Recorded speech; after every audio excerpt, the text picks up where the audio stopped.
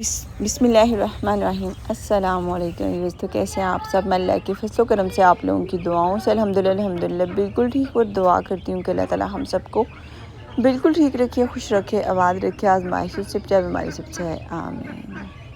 तो माशाल्लाह जैसा कि बरसात के आने के साथ साथ ही मौसम की जो है ना इतनी अच्छी लुक शुरू हो गई है, पौधे इतने प्यारे हो गए हैं और फसलें लगना शुरू हो गई हैं। चावल की फसल के लिए बरसात का बेसब्री से इंतज़ार था। खैर ये काम तो हो गए शुरू और फिर हम लोग बरसात को करेंगे एंजॉय। खैर इसके साथ ना आज एक बहुत ही जो है ना मैं परेशान थी। एक माँ से मिली मैं और वो माँ जो थी ना वो बहुत परेशान थी। उसे देख के मैं बहुत हैरान हुई कि माँ बाप अपने बच्चों के लिए क्या करते हैं। तो अगर आप लोगों के पास माँ है, बाप है, तो उसकी बहुत ज़्यादा खिदमत करें, उनसे बहुत ज़्यादा प्यार करें। तो माँ जो चलिए आपको बात बता ही देती हूँ कि क्या थी वो माँ बेचारी जो इतनी परेशान थी। माँ थी वो एक ऐसी अफसरदा, और माँ से ज़्यादा आप ये कहें कि वो बेटा जो है ना वो बदनसीब था जिसने माँ को ऐसे छोड़ा हुआ था। माँ बेचारी थी कि वो बेवा होगी, उसके बाद उसके पास एक बच्चा था, उसने पढ़ाया लिखाया उसको, बहुत अच्छे ओहदे पे उसने सारी ज़िंदगी उस बच्चे के साथ गुजार दी। और अब वो बच्चा माँ को दर दर की ठोकरें खाने के लिए छोड़ के अपनी फैमिली के साथ इंजॉय कर रहा है। तो जिस माँ ने अपनी सारी ज़िंदगी उसके साथ गुजार दी, उस बच्चे को पालने के लिए, उसके हर लम्हे को अच्छा बनाने के लिए जो है ना वो गुजारी, वो बदनसीब कहूँगी मैं उस बच्चे को, उस बाप को जो अब बाप है लेकिन अपनी माँ की वो कदर नहीं कर सकता। तो पछताएगा तो बहुत, रोएगा भी बहुत, लेकिन शायद तब उसकी माँ नहीं होगी। तो अगर ये मैसेज उस इंसान तक भी जा रहा है तो प्लीज़ अपनी माँ की कदर करो और उसकी उतनी कदर करो जितनी उसने तुम्हारी कदर की। उसने अपनी जवानी, अपनी हर चीज़ तुम पे कुर्बान कर दी और आज तुम्हारी बारी है। तो बच्चों के साथ जब इस तरह की बातें देखते हैं ना तो यकीन माने बच्चों से, औलाद से दिल उठ जाता है। लेकिन हर कोई ऐसा भी नहीं होता, ये भी बात ठीक है। तो फिर भी मैं आपको यही कहूँगी, आप सब जिसके पास भी जितने माँ बाप हैं उनकी कदर करें, उनसे प्यार करें, उनसे मोहब्बत करें। ये लम्हात बहुत जल्द गुजर जाते हैं और फिर इंसान के हाथ में अगर आपने नहीं किया तो पछतावे के अलावा कुछ नहीं रहेगा। और फिर चंद आंसू के अलावा फिर कब्र पे जाके रोने का कोई फ़ायदा नहीं है, क्योंकि मिट्टी की डेरी के आगे रोना वो नहीं जो आप देख के, माँ बाप को तो देख के जो सुकून मिल जाता है ना वो सुकून कहीं नहीं है। कभी फ़ील करके देखिएगा और फिर बताइएगा कि वाकई माँ बाप क्या चीज़ है। उनसे पूछे जिनके पास माँ बाप नहीं हैं अब, और वो अब कितना पछताते हैं।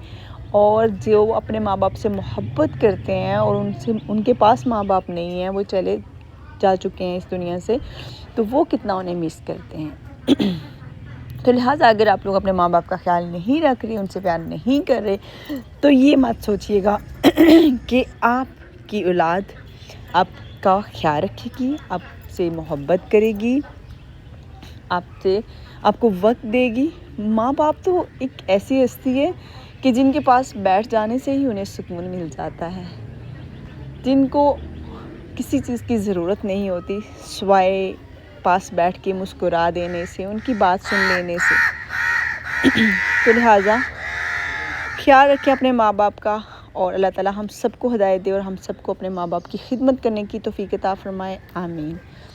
मौसम हुआ सुहाना और अब चल देंगे हम खाने की तरफ। लेकिन यकीन मानो जब इतना प्यारा मौसम होता है ना तो दिल नहीं चाहता कि इस मौसम को देख देख के दिल नहीं भरता ना। तो बस अभी हम लोग चलते हैं जी घर की तरफ और फिर जाके बनाते हैं खाना। और आज खाने में क्या ही बनने वाला है वो भी आपको बताते चलेंगे। लेकिन उससे पहले आपको मिलवाएंगे अपने प्यारे प्यारे से जानवरों से। जो बारिश की वजह से जानवर पे बहुत असर हो रहा है, खाना पीना प्रॉपर खाते नहीं हैं और फिर हो जाता है थोड़ा इशू इनके साथ। तो इसलिए जानवरों को बाहर निकालना, इनको चारा वगैरह प्रॉपर देना बहुत ज़रूरी है। लेकिन उसके बावजूद जो है ना वो जानवर मौसम से की तब्दीली से, क्योंकि रोज़ रोज़ जब बारिश होने लग जाती है ना तो मौसम की तब्दीली की वजह से थोड़े परेशान रहते हैं। खैर उसके बाद हमने तोड़े थोड़े यहाँ से अमरूद माशाल्लाह से देखें बहुत ही प्यारे लगे हुए थे। बारिश बिल्कुल रुक नहीं रही है और ये 3-4 दिन से ऐसे ही अब चल रहा है। लेकिन खैर जो लोगों ने फसलें वगैरह लगानी हैं उनके लिए बहुत ज़्यादा फ़ायदा है, और जिन लोगों के ने फसलें नहीं लगानी उनके लिए थोड़ा सा, जानवर वालों के लिए थोड़ा सा मुश्किल भी है। खैर बकरियों को मैंने जल्दी से बाहर निकाला और फिर से बारिश आ गई, फिर अंदर ले आए हम लोग। तो बस ऐसा ही कुछ बूंदाबांदी का चल रहा है। मौसम बहुत ही अच्छा माशाल्लाह से। पौधे देख के बहुत दिल खुश हो जाता है, इतने प्यारे प्यारे से हो गए पौधे। जितना आप कहें कि खुश हो सकते हैं ग्रीनरी को देख के, उतना खुश हो सकते हैं। जी हाँ, तो आज खाने में क्या रिक्वेस्ट है? आज खाने में रिक्वेस्ट है कि बैंगन और साथ में उबले चावल बने चाहिए। तो ये किसने रिक्वेस्ट की होगी कि फीडबैक में बताइएगा। लेकिन हाँ, मैं आपको बताती चलूँगी कि हाँ किसने की थी, लेकिन आपने ये अपना गेस पहले बताना है, फिर मेरी बात को सुनने के बाद फिर आपने बताना है। तो ये रिक्वेस्ट की थी फातिमा ने कि मामा जानी आप बैंगन और चावल बनाए ना, बहुत मज़े के लगते हैं। फिर उसके बाद दिन ढलने लगा और हम लोग चलने लगे खाने की तरफ। मौसम को बहुत ही इंजॉय किया, बच्चों ने बहुत मज़ा किया, हमने बहुत मज़ा किया, बहुत अच्छा लगा। और फिर हम लोग पहुँचे जल्दी से खाने की तरफ जाते ही मैंने जल्दी से क्या किया था कि बैंगन और आलू और सब्ज़ी वगैरह सारी जो है ना वो मैंने साफ़ करके, लहसुन प्याज हर चीज़ रेडी करके रख ली थी। और फिर मैंने कहा कि अब जल्दी से खाना बन जाएगा। आग जला देती हूँ, क्योंकि बरसात के मौसम में आग को जलने में थोड़ा टाइम लगेगा, तो आग तो जलते जलते जल जाएगी। इसके साथ ही मेरी आप सबसे एक रिक्वेस्ट है कि दुआ कीजिएगा अल्लाह ताला हम सबके माँ बाप को सेहत दें, तंदुरुस्ती दें ज़िंदगी, और हम सबको हदायत के दें, हदायत के रास्ते पे रखें और हम सबको सेहत तंदुरुस्ती दें, आमीन। क्या प्यारे प्यारे से मौसम के साथ पौधे, हर चीज़ खुशगवार थी। मैंने फटाफट से चावल निकाले और चावल को दो नज़र देखा। हाँ जी, चावल को साफ़ करना ज़रूरी था। खैर मैंने जल्दी से चावल को दो नज़र देखने के बाद रख दिया साइड पे और चूल्हे पे चढ़ाई हंडिया। लेकिन हंडिया रखने के बाद मुझे ये पता चला कि नहीं, अभी तो मैं जल्दी से इसमें ऑयल ऐड कर देती हूँ, लेकिन मुझे तो अभी हंडिया का मसाला भी तैयार करना है। तो मुझे क्या करना होगा, पहले चावल बना लेती हूँ, क्योंकि चावल को दम के लिए जो टाइम होगा वो भी मिल जाएगा, और साथ ही साथ में मैं जल्दी से बाकी की तैयारी कर लेती हूँ। फिर मैंने घी को फटाफट से जैसे ही गर्म हुआ उसको चूल्हे से नीचे उतारने का इरादा कर लिया था, लेकिन साथ साथ में मैं कटिंग कर ली थी अदरक की कटिंग की। उसके बाद मैंने सब्ज़ धनिया लिया, उसकी सख्त टहनी को मैंने अलग से काट लिया था, और जो बारीक पत्ते थे ना प्यारे प्यारे से, उनको मैंने बचा के रख लिया था, क्योंकि जो पत्ते होते हैं वो लास्ट पे ऐड करने का मज़ा आता है, लेकिन जो उसकी टहनी होती है उससे पहले से पकाने का ही मज़ा आता है। तो फिर मैंने क्रशिंग जार में जो है ना वो ऐड कर दिया अदरक, साथ में धनिया सख्त टहनी वाली, और साथ में जो टमाटर एक फ्रीज़ किया हो। अब टमाटर इतने महंगे हो चुके हैं कि उनको हाथ भी नहीं लगाया जा रहा, लेकिन खैर टमाटर के बिना अगर आपके पास टमाटर नहीं तो आप उसकी जगह दही का इस्तेमाल भी कर सकते हैं, जिससे टेक्सचर ज़्यादा अच्छा भी होता है और बेनिफिट भी उसका ज़्यादा है। फिर उसके बाद मैंने जल्दी से प्याज पकड़ा, इसको मैंने कहा चलें आप भी छोटे बड़े टुकड़ों में कट जाओ, बस उसको कटिंग की। आग यहाँ अच्छे से जल चुकी थी। चलें जी, अब फटाफट से इसको भी क्रशिंग जार में ऐड किया और जल्दी से कर लेते हैं क्रश। मसाला तो बने, और साथ ही साथ में मैंने कहा आग हो रही है ज़ाया, ऐसा करती हूँ कि चावल चढ़ा देती हूँ। चूल्हे पे रखा पतीला। चावल हमेशा जब भी सफ़ेद वाले बनाने हों खुले पानी में बनाएं, अच्छे खिले खिले और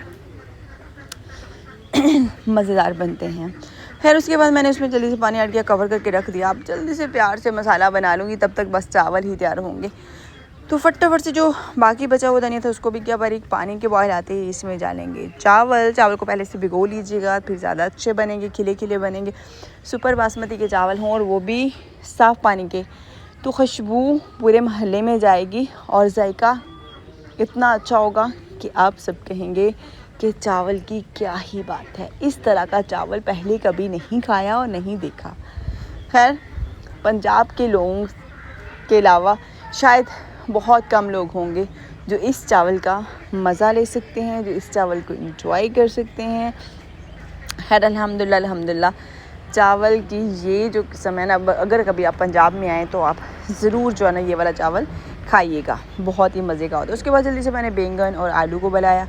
फटाफट से आलू को मैंने काट लेती हूँ, इसको बारीक बारीक काटूँगी ताकि जल्दी हो जाए, क्योंकि अब हो चुकी काफ़ी ज़्यादा देर और जल्दी से मुझे खाना बनाना है। भूख ज़ोरों की लगी है सबको, और जल्दी से खाना बनाने का मतलब कि साइज़ थोड़ा आलू का छोटा रखूँगी, वैसे तो बड़ा साइज़ भी हो और दम पे पके तो इसका बहुत मज़ा आता है। क्या चावल में जैसे ही आ गया बॉयल, ढक्कन हटाया, चम्मच अच्छी तरह से चलाया मैंने इसमें, और ये देखें जैसे इस तरह से बॉयल आने लगे तो 4 से 5 मिनट तक बॉयल आने के बाद आपने चावल को स्टेन करके दम लगा देना है। खैर उसके बाद जल्दी से मैंने ऑयल चूल्हे पर चढ़ाया, उसमें अदरक, लहसुन, टमाटर, सारा जो प्याज, जो भी आप मसाले में ऐड करना चाहते हैं वो सारा आपने ऐड कर लेना, और सब्ज़ मिर्च वगैरह क्रश करके इसमें भून लेना है। ईज़ी तरीन रेसिपी है आलू बैंगन की, और मज़ेदार है, इतनी मज़ेदार है कि आप कहेंगे कि वाकई सिंपल के साथ साथ टेस्ट भी बहुत ही अच्छा है।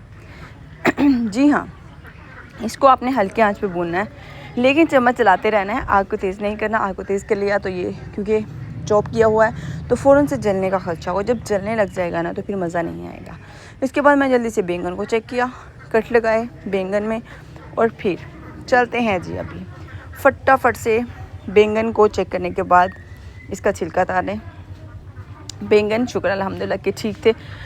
इस मौसम में अक्सर ये होता है कि बैंगन के अंदर कीड़ा लगा होता है, इसलिए आपने जब भी सब्ज़ी लेने जाना है तो आपने ज़्यादा बड़े साइज़ के बैंगन नहीं लेने, आपने छोटे साइज़ के बैंगन लेने हैं, ताकि अगर कोई ख़राब निकल भी आए तो नुकसान कम हो और सब्ज़ी बच जाए, पकने के लिए कम ना बढ़ जाए।